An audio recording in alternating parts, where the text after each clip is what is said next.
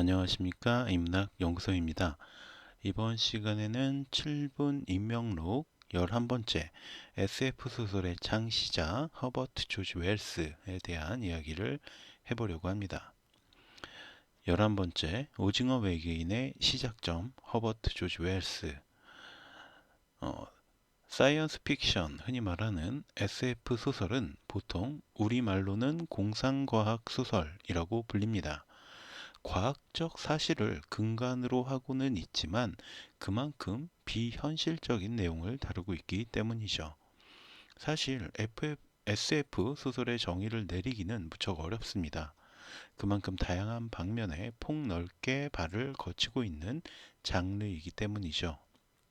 단순히 우주와 외계인 등에 대한 것만 SF 소설이라고 말하기는 어렵고요. 오늘 이야기할 웰스와 더불어 SF 소설의 창시자라 불리는 또 한 명의 거장, 쥘 베른의 대표작 역시 우주가 아닌 심해의 이야기를 다루는 해저 산만리이기 때문입니다. 현재의 SF 작가 중에는 베르나르 베르베르처럼 개미들의 삶을 표현한 개미 같은 것들도 SF 소설이라고 할 수가 있고요. 인간의 삶에 대한 철학적 접근을 했던 테드 창의 당신 인생의 이야기 역시 SF 소설에 속합니다.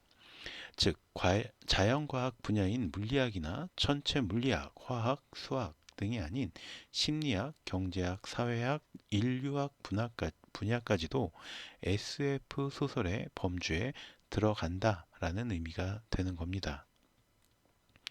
자, 그럼에도 불구하고 SF 소설이라는 장르가 자리 잡기까지 오늘 이야기할 허버트 조지 웰스가 그 공로가 가장 중요했다라고 생각이 들어서 오늘은 허버트 조지 웰스에 대한 이야기를 해보도록 하겠습니다.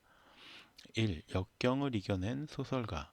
1866년 영국 켄트의 작은 마을에서 태어난 허버트 조지 웰스는 가난한 어린 시절을 보내게 됩니다.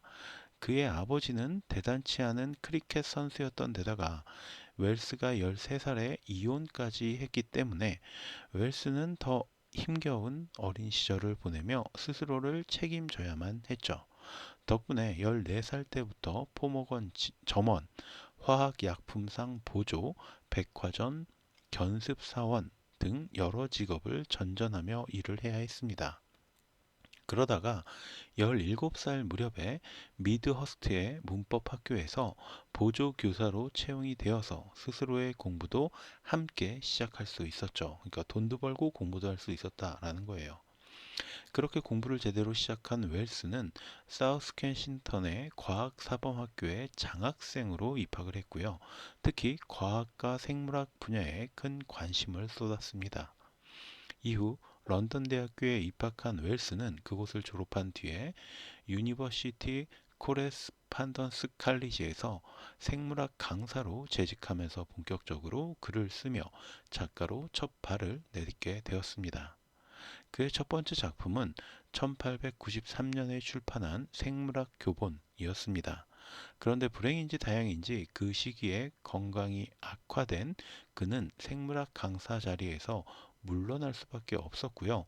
이후로 본격적인 작가로서의 길을 걷게 되었죠.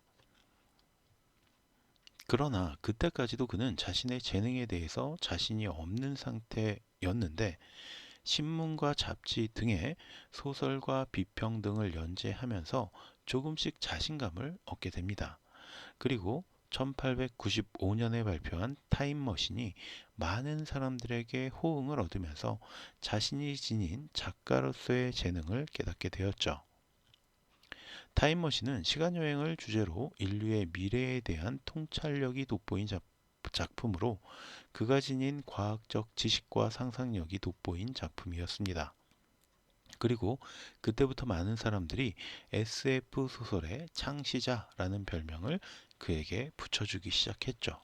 게다가 잇따라 발표한 모로 박사의 섬, 투명인간, 우주전쟁, 달세계 최초의 인류 등은 영국을 넘어서 미국은 물론이고 전 세계적으로 인기를 끌게 되었습니다. 특히 우주전쟁은 이후 만들어지는 외계인들에 대한 일종의 길잡이가 되었습니다. 이 작품은 19세기 말 화성에서 침공한 외계인들이 영국의 한 마을을 습격하면서 시작이 되는데, 기다란 세 개의 팔로 땅을 누비면서 광선포와 유독가스를 살포하는 외계인들에게 인간은 패배를 거듭하게 되죠. 그리고 주인공은 살기 위해서 도망을 치다가 한 신부의 도움을 받아서 석탄 창고에 숨어들게 되었고, 한참 뒤에 창고에서 나왔을 때는 외계인들이 지구의 바이러스에 대한 면역 부족으로 병에 걸려서 전멸을 한 상태였고, 지구에 착륙하지 않았던 화성인들은 금성으로 이주를 결정한다라는 내용을 다루고 있었습니다. 이 우주 전쟁은 엄청난 인기를 바탕으로 영화와 드라마, 뮤지컬 등으로 확장이 되었습니다. 그리고 화성인에 대한 이미지를 현재 우리가 생각하는 문어와 오징어 등과 비슷한 형태로 각인시킨 것이 바로 우주전쟁이었고, 무엇보다 적도 아군도 아닌 외계인들을 일종의 침략자로 규정 지은 것 역시 바로 우주전쟁이었습니다. 또한 이 작품에는 당시에는 무척 생소한 형태의 무기, 그러니까 고온의 레이저 광선포, 유독가스 살포 등이 등장을 하면서 웰스가 지닌 과학적 지식과 상상력이 잘 어우러진 작품으로 평가를 받았습니다. 물론 1914년 발표한 소설 해방된 세계에서는 원자 핵 분열을 통해서 영원히 폭발하는 폭탄이 하기도 하는데, 실제로 이 소설은 이후에 제2차 세계대전 당시에 원자폭탄에 대한 부정적인 시각을 지니고 있던 아인슈타인 등을 설득하는 용도로 사용되기도 했습니다. 그러니까 실제로 원자폭탄이 탄생하기 전에, 만들어지기 전에 이 소설에서 원자폭탄의 개념이 처음으로 등장을 했다라는 거죠.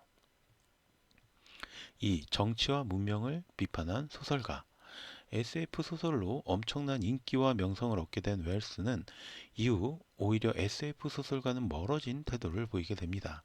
자신이 어렸을 적에 가난하고 힘들었었기 때문인지 자본주의 문명에 대한 비판적인 시각을 갖게 된 거죠. 이후 발표했던 세계사 대계, 생명의 과학, 인류의 노동과 부의 행복 등의 작품을 통해서 사회주의에 가까운 자신의 생각을 표현하게 됩니다. 그는 작품뿐만이 아니라 자신의 삶 속에서도 이런 가치관을 드러내면서 정치에도 발을 내딛게 됩니다. 1922년, 그 다음에 1923년에는 노동당 의회 후보로 나서기도 했고요. 특히나 1920년대에는 레닌과 대담을 나누었고, 1933년에는 스탈린과 대담을 나누면서 전 세계에 자신의 정치적인 견해를 밝히기도 했습니다. 하지만 그는 기본적으로 전쟁을 반대하는 입장이었기 때문에 당시에 제2차 세계대전을 준비하고 있던 독일의 나치는 그의 작품을 모두 불태워버렸고, 이탈리아 역시 웰스의 방문을 금지했습니다. 여담으로 1920년대에 그는 워싱턴에서 이승만의 초청을 받아서 면담을 진행하기도 했는데, 이때 그는 인류가 하나의 세계 정부를 수립해야 한다라고 주장하기도 했습니다. 또한 이승만이 극동 정세에 관한 견해와 세계 평화의 한 부분으로서 동양의 평화를 유지하기 위해서는 한국의 독립이라는 역할이 없으면 불가피하다라는 주장을 했을 때 그 주장에 적극적으로 공감을 했고, 이승만 역시 웰스가 지닌 정치적 견해에 대해서 매우 탐복했다라고 전해지고 있습니다. 닥쳐올 미래, 닥쳐올 세계에서 그가 표현했던 미래는 세계 국가가 세워진 21세기를 그리고 있는데, 이때까지만 해도 그는 미래를 낙관적이고 긍정적으로 예상했습니다. 그러나 1945년 제2차 세계대전이 끝나던 해에 그 역시 자신의 마지막 작품인 정신의 한계를 발표했는데, 여기에서 그는 인류의 미래를 매우 암울하게 묘사합니다. 실제로 겪은 제2차 세계대전이 그만큼 그의 정신세계를 피폐하게 만들었던 거죠. 그렇게 그는 자신이 한평생에 걸쳐서 계속 이야기해왔던 낙관주의의 인간관과 세계관을 모두 부정하는 것으로 마지막 작품을 남겼고요. 다음 해인 1946년 만 79의 나이로 조용히 세상을 떠나게 됩니다. 그러나 그는 그야말로 다양한 주제의 SF 소설을 발표했고, 이는 후대의 SF 작가들에게도 많은 영향을 주었습니다. 타임머신에서는 시간 여행을 다루었고, 달의 첫 방문자를 통해서는 우주 탐험을, 모로 박사의 섬이나 신들의 양식에서는 유전 공학을, 투명 인간에서는 인체 개조를, 마술 가게에서는 시공간의 이동을, 우주 전쟁을 통해서는 외계인의 침공과 보행 병기 등을 다루면서 현재까지도 그에게서 시작된 여러 가지 소재들을 만나볼 수 있습니다. 뛰어난 상상력과 과학적 지식을 바탕으로 SF 소설의 신세계를 열었던 그는 여전히 수많은 SF 소설에서 살아 숨쉬고 있다고 볼 수 있습니다. 자, 그럼 오늘 이야기는 여기서 마치도록 하고요. 저는 다음 시간에 또 다른 이야기로 찾아뵙도록 하겠습니다.